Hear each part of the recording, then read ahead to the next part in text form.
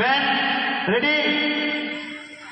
স্টুডেন্টদের উদ্দেশ্যে বা ছাত্রছাত্রীদের উদ্দেশ্যে বলা হচ্ছে, যখন তোমরা পতাকার সামনে আসবে তবে ডান হাত তুলে এখন না ব্যান্ডে মিল দেবে। মালদার হবিবপুর ব্লক ঋষিপুর উচ্চ বিদ্যালয়ের বার্ষিক ক্রীড়া প্রতিযোগিতা অনুষ্ঠিত হলো আজ। গৌরমারীর ঋষিপুর হাইস্কুল ফুটবল ময়দানে বার্ষিক ক্রীড়া প্রতিযোগিতার শুরুর আগে পতাকা উত্তোলন ও মশাল দৌড়ের মধ্য দিয়ে এই অনুষ্ঠানের শুভ সূচনা হয়। এরপর এলাকার বিশিষ্ট অতিথিদের উত্তরায়ণ পরিয়ে ও ফুলের তোড়া দিয়ে বরণ করে নেওয়া হয়।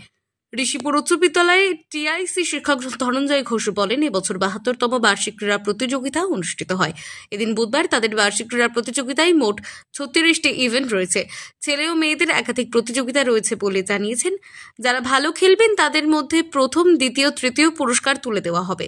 ঋষিপুর উচ্চ বিদ্যালয় বার্ষিক ক্রীড়া প্রতিযোগিতা অনুষ্ঠানে উপস্থিত ঋষিপুর উচ্চ বিদ্যালয় টিআইসি ধনঞ্জয় ঘোষ, স্কুল সভাপতি সরোজ ঘোষ, নারায়ণপুর বিএসএফ এর 12 নম্বর ব্যাটালিয়নের উচ্চ আধিকারিক, এবার আমাদের ডোগরা 2 আইসি কোম্পানি কমান্ডার মানসামাতা, বিওপি সুধীর কুমার, অমিত চৌধুরী, ঋষিপুর গ্রাম পঞ্চায়েতের প্রধান শান্তি শিকদার সহ অন্যান্যরা।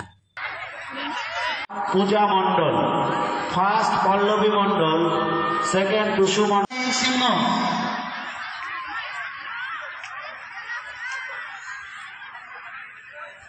এবং কি কি ইভেন্ট আছে? বার্ষিক ক্রীড়া প্রতিযোগিতা বিগত দুদিন ধরে হিট হয়েছে। আজকে চূড়ান্ত পর্বের খেলা। আজকে এখানে বাচ্চাদের প্রায় 40টা ইভেন্ট রয়েছে। 40টা ইভেন্টের উপর ফার্স্ট, সেকেন্ড, থার্ড হবে এবং বাচ্চাদের পুরস্কার বিতরণী অনুষ্ঠান আছে। আজকে আমাদের এই বিদ্যালয়ের প্রধান অতিথি হিসেবে ছিলেন 12 নম্বর বিএসএফ ব্যাটালিয়নের কমান্ডার। উনি নিজে আসতে পারেননি, উনি টিআইসি স্যারকে প্রতিনিধি হিসাবে পাঠিয়েছিলেন। আজকে এখানে বিশিষ্ট সমাজসেবী উজ্জ্বল মিশ্র মহাশয় আছেন। এই অনুষ্ঠানের প্রথমেই ছিল আমাদের আকর্ষণীয়, যেটা হচ্ছে মশাল দৌড়, এবং মশাল দৌড়ের পর বাচ্চাদের মাঠ পাস এবং বিদ্যালয়ের যে ফ্ল্যাগ আছে সেই ফ্ল্যাগ উত্তোলনের মধ্য দিয়ে আজকে এই খেলার শুভ সূচনা করেছি। প্রায় 40খানা ইভেন্ট রয়েছে। আমরা বাচ্চাদের প্রয়োজনীয় সরঞ্জাম যেমন টিফিন বাটি দেওয়া হচ্ছে, যেটা বাচ্চাদের যাতে প্রয়োজনে কাজে লাগে। खेलों के प्रति जागरूकता पैदा की जा रही है और बच्चों में शुरुआत से ही जो